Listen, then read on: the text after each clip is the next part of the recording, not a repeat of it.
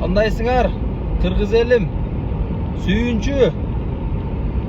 Ош Бишкек альтернативалык жол ачылды. Буюрса мына бисмилла деп качынды ачып өтүп кеттим. Туннелдин ичи зыңк болуптур. Өкмөткө рахмат деп эле. Ошол жолду берки Кочкор жакка өткөндө көчкү түшкөн жерлер бар эле, аларды да тазалап коюшуптур.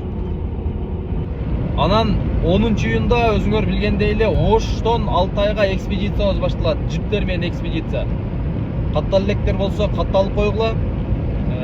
Өтө кызык окуялар болот буюрса жолдо.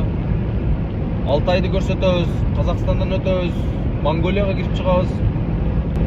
Анан ошол экспедициябызды буюрса ушул альтернативный жол менен баштайлы деп ниеттенип атабыз.